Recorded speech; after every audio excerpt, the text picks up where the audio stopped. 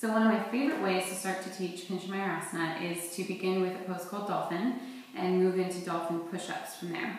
So come to your mat, come to a child's pose. So walk your fingertips out wide and then grab for opposite elbows. So measure out the space between your elbows by just wrapping the hands around the elbows. That's your personal distance that you need. So come to your custom grip and then keep the elbow tips right where they are, but plant the hands parallel so the forearm bones are parallel to each other, the fingertips are spread wide. And then go ahead and tuck the toes, send the hips up high, straighten the knees, and we are in dolphin pose. Easy peasy. Alright, so walk the feet together to touch. Try to send the hips up and back. Keep the forearms planted right where they are and really ground the hands down. Feel the chest pushing back towards the back wall. And triceps should be coming in. You should feel those triceps. Alright, now that we are in dolphin pose, we're going to move into dolphin push-up. So this is going to really start to engage the muscles, our shoulder girdles, all of the muscles that we need to be really strong in our Pinchamayurasana. Okay, so look forward at your hands. Inhale, send your chest over the palms. Exhale, push the chest back. Inhale, bring it forward. Look forward. Exhale, push back. Inhale, forward. Exhale back. You should really feel the triceps engaging as you exhale back. Inhale forward, shoulders strong. Exhale back. Inhale forward, chest right over those hands. Exhale back. Let's take 3 more. Inhale forward, keep the legs strong. Exhale back. Inhale forward. Exhale back. Last one. Inhale forward and exhale back. Go ahead and drop the knees. Send the fingertips back, head down, child's pose, relax. Expression of Pinchamayurasana. I want you to set yourself up either in the center of the room if you're comfortable with falling forward, because if you haven't gotten this pose before, if you haven't gotten up to it, it's really important to actually fall. This is one of the poses that I really encourage people to feel what it feels like to fall over. But if you do fall, you're going to fall into a deep back bend, so I encourage you to really warm up your spine. Take a couple of back bends, wheel pose before this. Or else, you can set yourself up right next to a wall. So imagine my mat is up against a wall, like maybe this little thing right here. Imagine that's a wall, so I'd be set up right in front of it.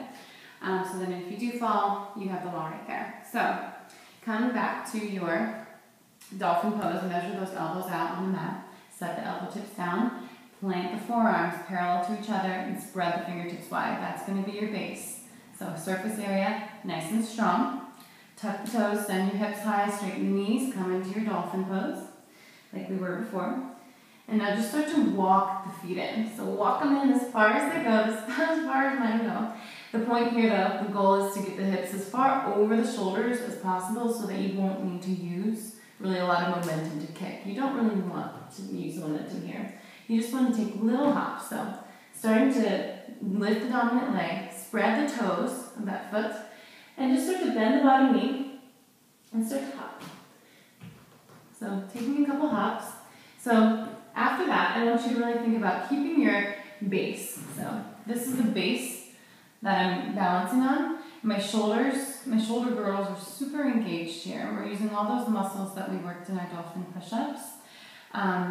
A really good thing to think about in this pose is keeping this 90-degree angle in the arm. You don't want it to go any more acute than 90 degrees because then all of your muscles, you start to collapse and start to disengage. Another common thing that happens is elbows splaying out. So you don't want the elbows to splay out. You want to really pull them in. That's the triceps. They're pulling in. And then number 3, chest moves forward. So as the shoulders move back, the chest moves forward in this pose. It's hard to see while I'm doing it, but I'm actively pulling my chest forward and I'm keeping the 90-degree angle in my arms. Okay, so let's go for it one more time. So come into your dolphin pose. Walk yourself in.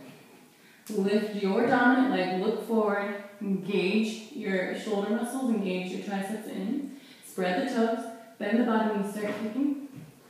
And then once you get a couple of hops, start to bring that bottom heel up towards the glute. Once you stick it,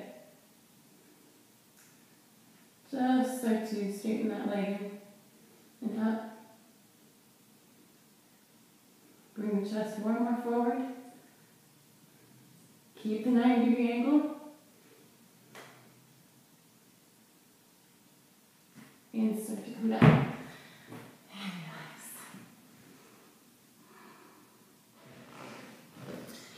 Alright, so this is the final pose I have to offer you that kind of workshop your Pinchamayurasana. So if you're kind of in the middle, if you just watched that portion and were like, I cannot get up in this pose in the middle of the room and I'm still kind of scared kicking up to the wall. This is kind of the 1.5 version. So also what I wanted to mention is that if you are kind of comfortable in the middle of the room or at the wall in the full pose, definitely using the strap. I forgot to add that in. It's not just for the dolphin push-ups. Use it when you're in the middle of the room. It really helps to engage, you know, keep everything engaged and to keep those elbows from splaying out, which collapses the pose. So always helpful to have the strap. So the last one is up against the wall. So bring your mat all the way to the wall and walk your toes so that they are in line with the baseboard. Take your strap if you want it. Always a good idea. And then place the elbows down in front of the knees, just about 2 or 3 inches in front of the knees. Back a little bit. And set yourself up, so measure the elbows, place the forearms down, tuck the toes, and we're going to come into a dolphin against the wall. So send the hip sides straight in knees, and walk your dominant leg up the wall, press the foot into the wall, and then press the other foot in the wall, straighten the knees out, and we're going to be in an L shape here. So really what this is doing is just getting you to feel what it feels like to get the hips elevated over the shoulders in a safe way, so you're not feeling any pressure. So if you want to here, start to take one leg up off the wall, bring it down, other leg up, bring it down. You should feel some super engagement here of the shoulders. It's really tough to be up there. So that's a really great place to be if you are just still working on getting the full expression. Yogis, that is what I have for you for Pinchamayurasana. I really hope you enjoyed your practice and hope you work on some dolphin push-ups all week and get closer and closer to making it to the full pose. As always, if you have any questions, comments, suggestions, you know, for anything that you want to see, please send them my way. And I'm going to leave you here with a clip of a variation of Pinchamayurasana that you can start to work towards. And it has a very special guest cameo. So enjoy that and enjoy your week. Namaste.